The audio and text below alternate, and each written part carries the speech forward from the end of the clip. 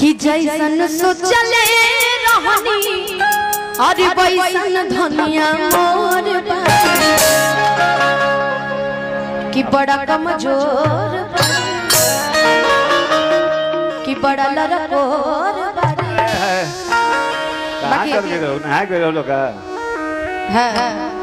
छोटे बाबा के बिना बताए चल कर रहलू ये वही बाकी तनी पल्लू कर ला बाबा पल्लू तो क्या थोड़ा वाटर का प्रबंध करो यार कि जैसन सोचले रहनी अरे वैसन धनिया मोर बारी अरे कि भैया से गोर बारी अरे मामी से गोर बारे हो बाचो ना बाकी सुंदर बाड़ी नहीं है सुंदर बाड़ी भूत खूब ना ठीक है बता पापा से कल शिकायत करते हैं रुको कि जैसन सोचले रहनी अरे वैसन माही मोर बारी सावर न गोर बारी चले रहनी सावर न गोर बारी हो छोड़े हर हर पातर मोर छोड़े छोड़ बारी सावर न गोर बारी हो जैसन सोचले रहनी वैसन धनिया मोर बारी सावर न गोर बारी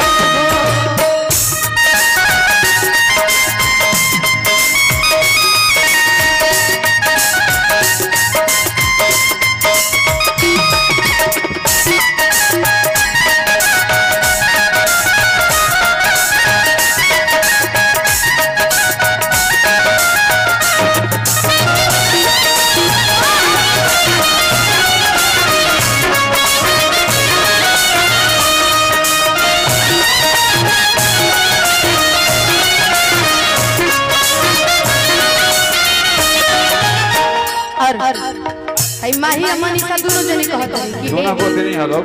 एक एगो बात बताई हमर जोन पिया जी बाड़े ना बड़ा सुंदर बड़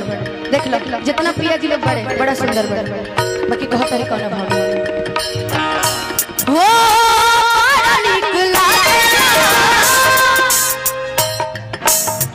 कलम जी के बोलिया कि जब से ले आइल बाड़े आपन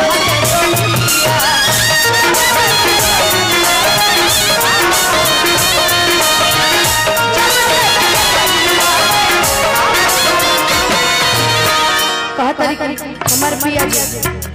इतना सुंदर बड़ा कि उनकर मुस्कान के हम का जवाब दे जब भी हमरा के देखे ले त एक एक गाना गावे का हंसलू तमाम हमर जाग जाए हंसलू तमाम हमर जाग जाए जा हमरो जा हमरो जा हमरो तहरे गेला जा हमरो तहरे गेला जाए तब भाव हो गए बाकी वो कहता है कि सुनो ये बातें है जुल्म जवानी ये बातें है जुल्म जवानी चंदा के चकोर हमार भैया पिंटू भैया हमरा कितना प्यार इतना आशीर्वाद हमेशा से देता है ये तो फराज खाने के लिए बड़े कलाकार है खाते ये बातें है जुल्म जवानी चंदा के चकोर सावर न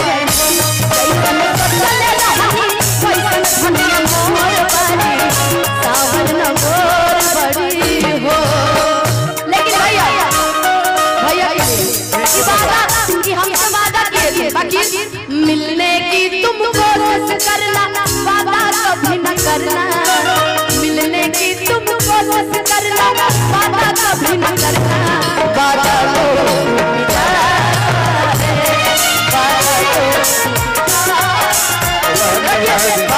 तो टूट जाता है वादा तो टूट जाता है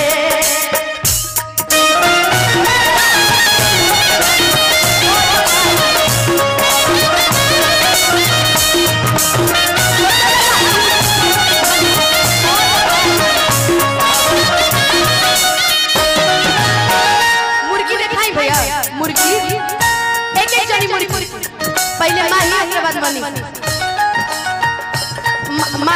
मनीषा और मनीषा हो साथ के से जोड़िया बेचारी के 2 साल बढ़िया लगा कितना कंजूस बड़ा मर्द है ताली बजा खाली हां आज माही साथ के से जोड़िया हाय हाय हमरा को बात नहीं समझ में आवे ये खड़ा हो जाता है काहे बैठल रहता रे ई सीखता रे अच्छा अब बाकी तू दोनों लोग एक साथ अब साथ कैसे जादिया लगी अलग भोभन मत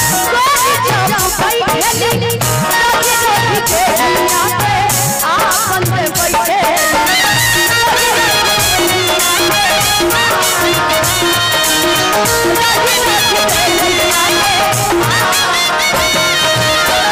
की बातें है जुल्म जवानी